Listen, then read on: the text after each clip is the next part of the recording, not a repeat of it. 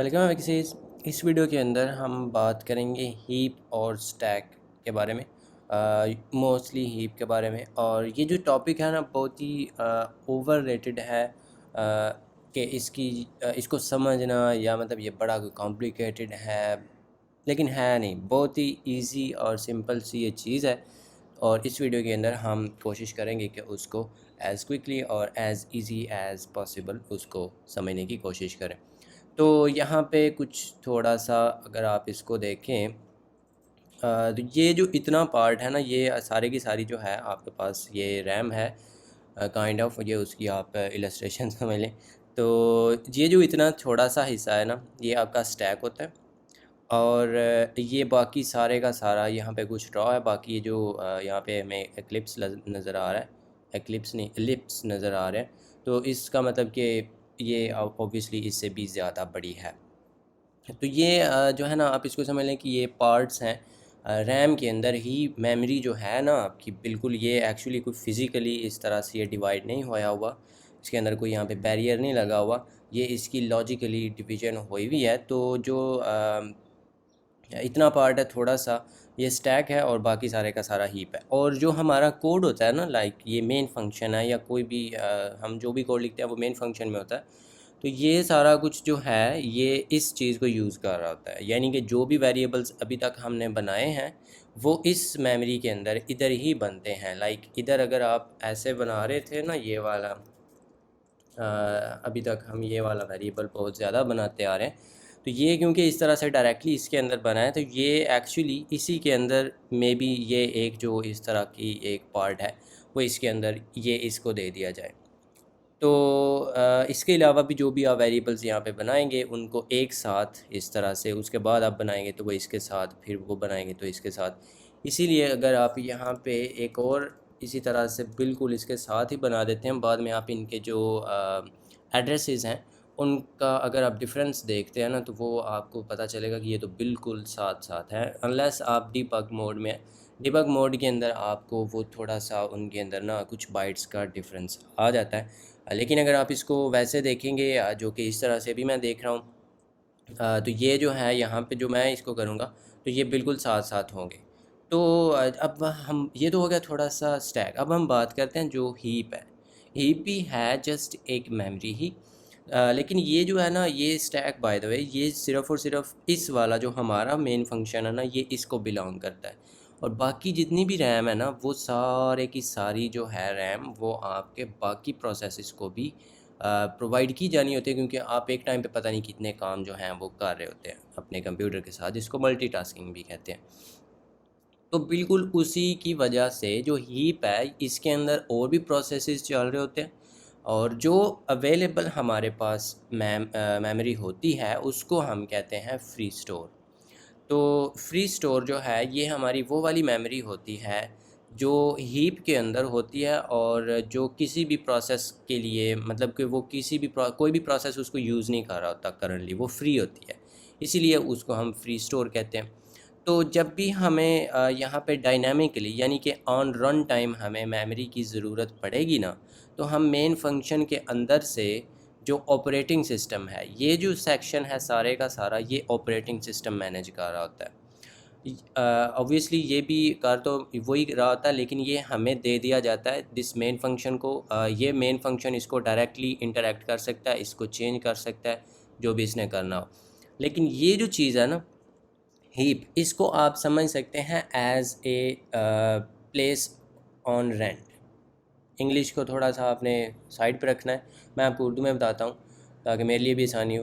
कि जैसे आप कोई भी आपने मे बी कोई काम करना होता है, तो या मे बी आपका कोई फंक्शन है, छोटी सी आपने कोई पार्टी जो है फैमिली गैदरिंग आपने करनी है, तो अगर थोड़े से आप जो उसके अंदर मेंबर्स जो हैं उनको बुलाते हैं फैमिली के, तो देन मे बी आप उनको घर में ही अकोमोडेट कर सकें, वो तो हम इधर ही रख लेंगे। लेकिन कई बार हमारे पास कोई बड़ा फंक्शन आ जाता है, उसके लिए हम बाहर से किसी भी रेस्टोरेंट या होटल में जो है वो हम कोई जो हॉल है उसको बुक करवा लेते हैं, या कुछ नंबर ऑफ़ टेबल्स बुक करवा लेते हैं, जो भी हमारी सिचुएशन हो, पोजीशन हो, उसके हिसाब से जितने हमारे जो गेस्ट हैं वो हों। तो बिल्कुल ना उसी तरह से हमारे पास ये भी बिल्कुल सेम कॉन्सेप्ट है कि कई बार हम यहाँ पे कर रहे होते हैं कुछ भी काम और हमें आधे रास्ते में जाके तो पता चलता है कि हमें तो इतनी ज़्यादा मेमोरी चाहिए और वो हमारे पास यहाँ पे स्टैक पे नहीं मिल सकती। तो हम उसको यहाँ पे हीप जो है उस पे यानी कि फ्री स्टोर जो है उधर से हम उसको किराए पे ले लेते हैं।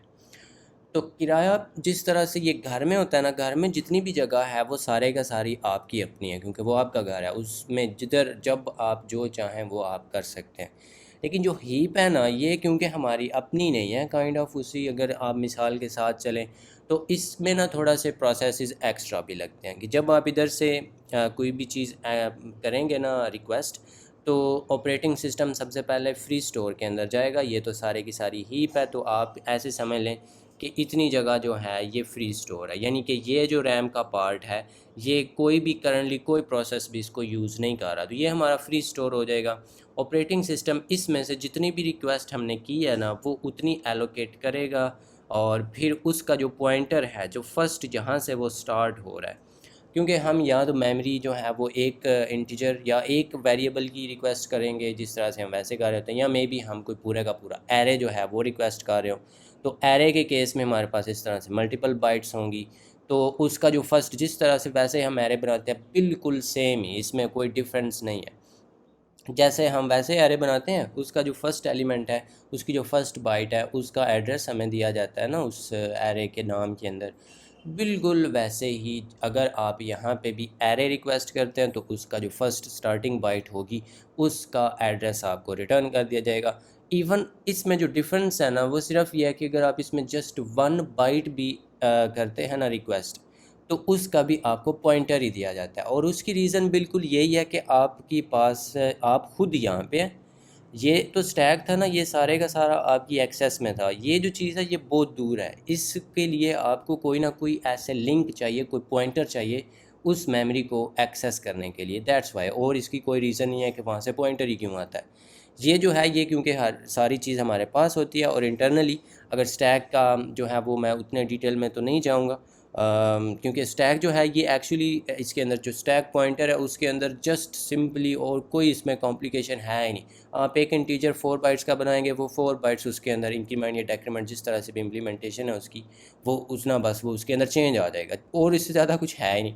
हीप जो है इसके अंदर काफ़ी ज़्यादा मामलात होते हैं और वैसे भी ये हमारी जो फिज़िकली एक्सेस है उससे भी ये दूर होता है, तो इसलिए हमें यहाँ से पॉइंटर रिटर्न होगा। और वो जो पॉइंटर है वो हम यहाँ पे बना सकते हैं क्योंकि पॉइंटर जस्ट 8 बाइट्स का होता है, तो 8 बाइट्स जो हैं वो हम यहाँ पे भी स्टोर कर सकते हैं एज़ कम्पेयर टू अगर हमारे पास में भी यहाँ पे 1 मिलियन साइज़ का एरे हो, तो वो मिलियन साइज़ का एरे तो यहाँ पे हम नहीं बना सकेंगे, लेकिन उसका पॉइंटर जो है जस्ट 8 बाइट्स का वो हम यहाँ पे रख सकते हैं। और एक्चुअली जो वो रूम है जो कि वो हमने रेस्टोरेंट में पूरा हॉल बुक करवाया वो उधर ही रहेगा, हमारे पास जस्ट उसकी चाबी होगी।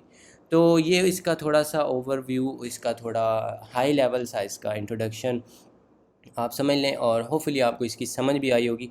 और एक जो चीज़ है वो यहाँ पे आपको कुछ और भी यहाँ पे अगर आप इसके पॉइंट्स देखना चाहें, वो एक्चुअली मैंने अनडू किया था कि मैं यहाँ पे कंट्रोल जी करूँगा तो वो वापस आ जाएंगे, लेकिन मैंने कुछ और भी चेंजेस किए हैं।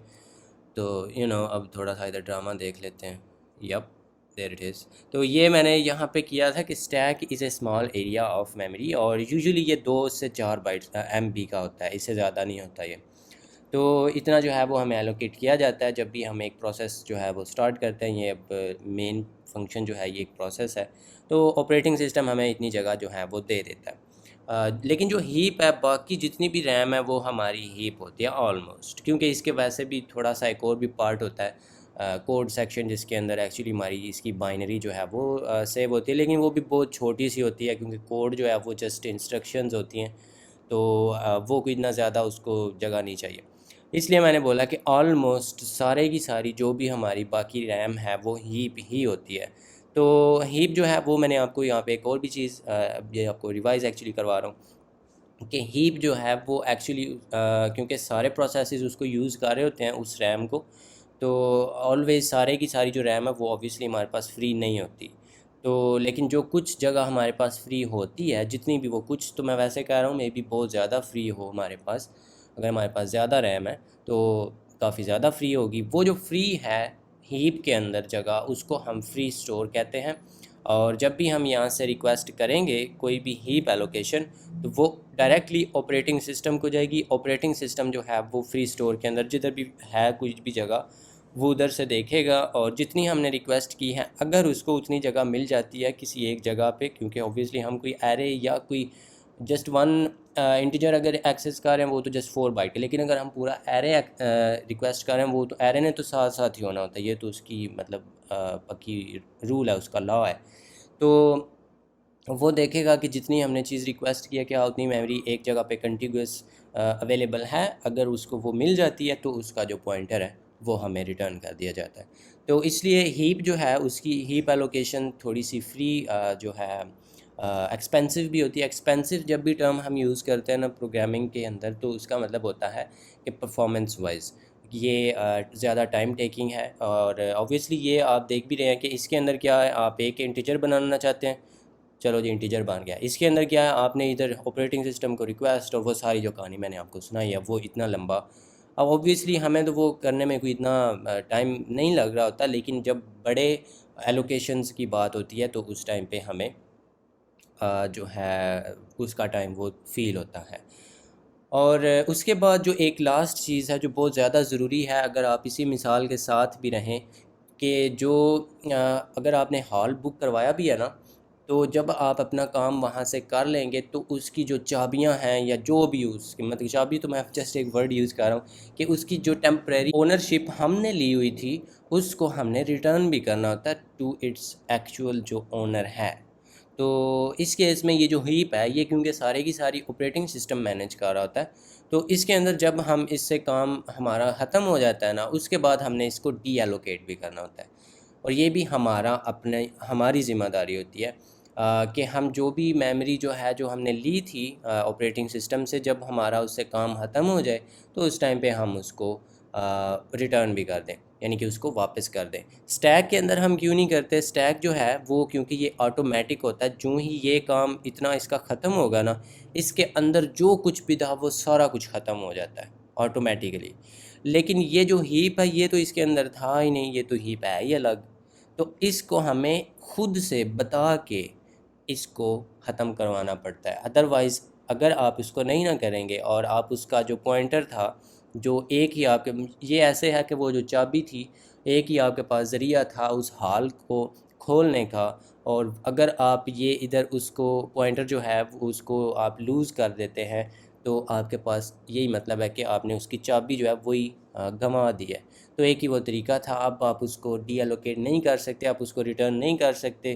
तो इसको आप फिर मेमोरी लीक्स भी कहते हैं कि इधर एमें जो डैंगलिंग मेमोरी होगी वो एमें फ्लोट कर रही होगी।